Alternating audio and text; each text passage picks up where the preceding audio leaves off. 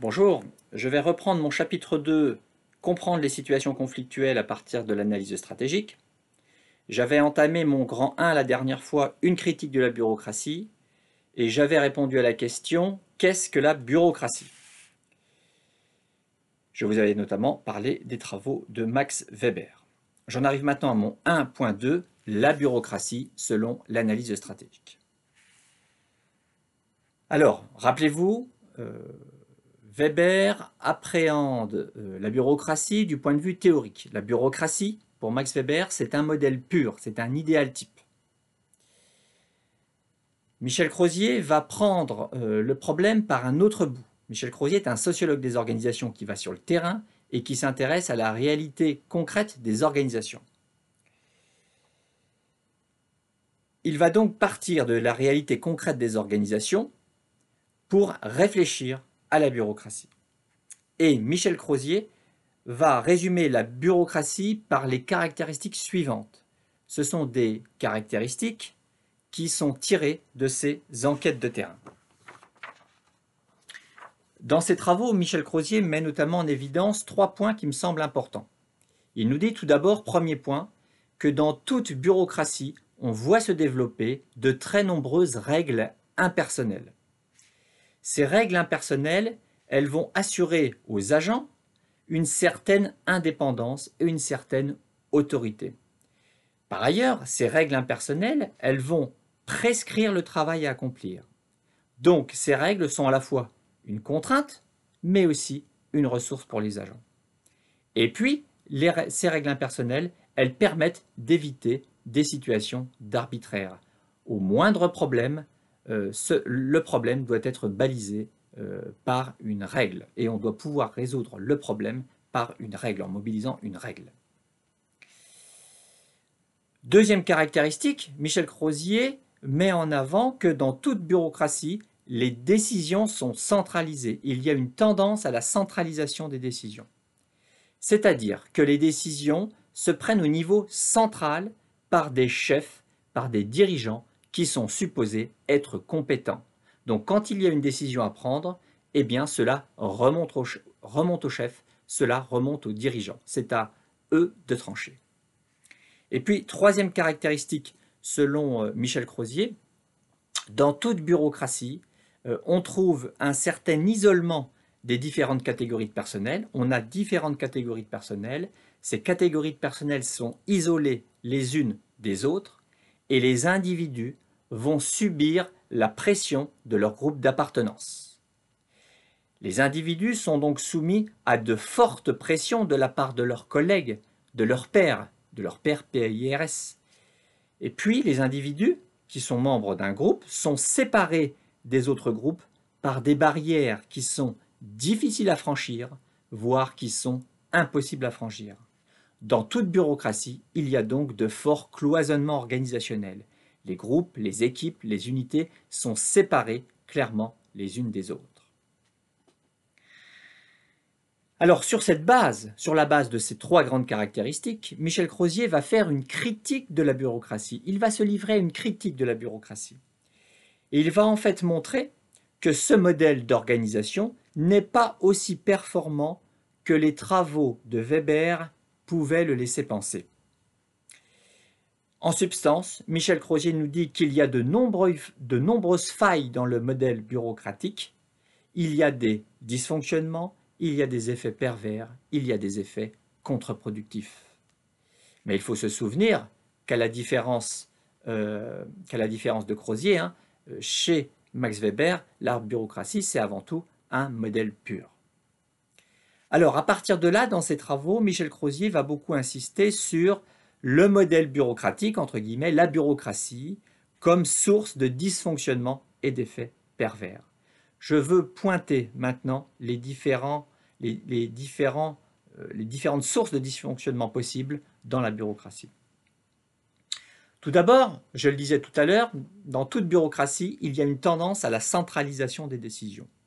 Eh bien, la centralisation des décisions, elle va éloigner les décideurs des groupes d'exécution.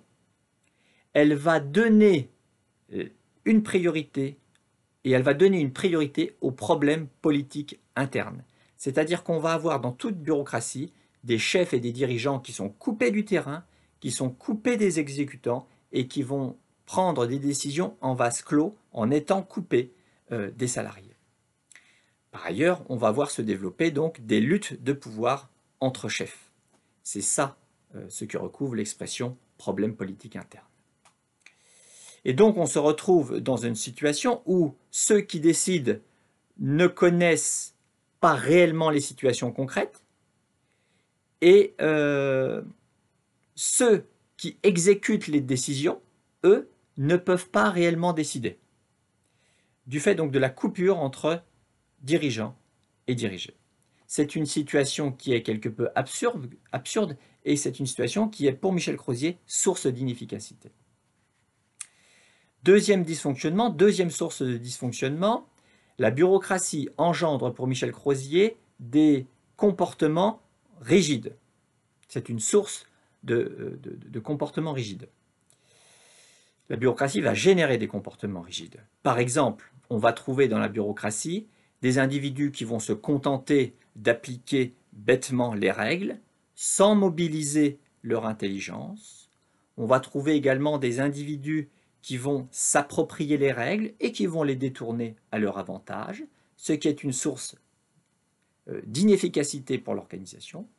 Et on va trouver également des individus qui vont se protéger derrière les règles, ou encore on va trouver des individus qui vont s'éviter, qui ne vont pas communiquer les uns avec les autres, qui ne vont pas coopérer parce que les règles leur permettent de ne pas coopérer. Voilà encore des effets qui sont sources d'inefficacité.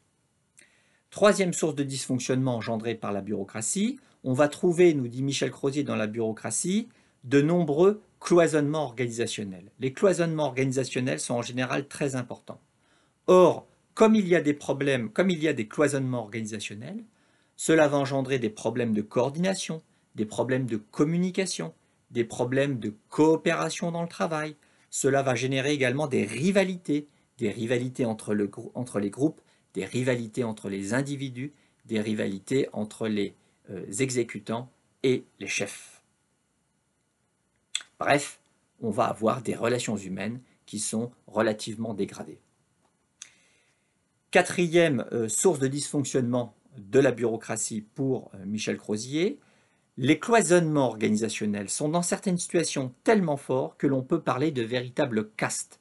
Dans certaines organisations très bureaucratiques, on va trouver de véritables castes. Et quand on a affaire à des castes, ça veut dire quoi? Ça veut dire tout simplement que les membres de ces castes vont chercher avant tout à garder leurs privilèges, vont chercher avant tout à conserver leur statut et à conserver leur pouvoir, ce qui ne va pas forcément dans le sens de l'efficacité de l'organisation.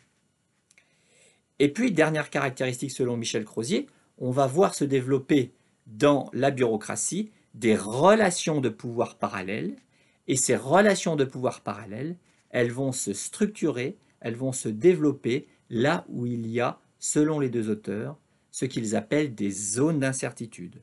Les zones d'incertitude, ce sont des zones qui, dans l'organisation, n'ont pas pu être réglementées, ces zones n'ont pas pu être éliminées par le règlement, et bien c'est justement dans ces zones d'incertitude que vont se développer des relations de pouvoir parallèles, c'est-à-dire des relations de pouvoir qui ne sont pas prévues par l'organisation et qui vont s'avérer être une source d'inefficacité.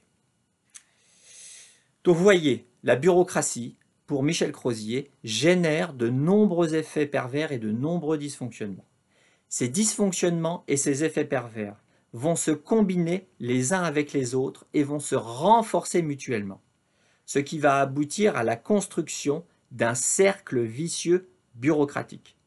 J'explique très rapidement en quoi consiste ce cercle vicieux bureaucratique. Tout d'abord, au départ, dans la bureaucratie, nous avons des définitions de tâches rigides. C'est une caractéristique de la bureaucratie. Et comme nous avons des définitions de tâches rigides, eh bien cela va rendre difficile les communications entre les groupes et les communications entre l'organisation et son environnement. le cloisonnement, les cloisonnements ou le fait d'avoir des définitions de tâches rigides va en fait nuire à la communication. Ces difficultés vont être utilisées dans la lutte pour le pouvoir que vont mener les différents groupes. D'où des tensions, d'où des conflits, d'où des accusations mutuelles entre groupes, d'où le développement de jeux de pouvoir dans l'organisation. Cette situation, elle va susciter de la part de l'équipe dirigeante de nouvelles pressions en faveur de l'impersonnalité, de la centralisation, et on va voir émerger de nouvelles règles.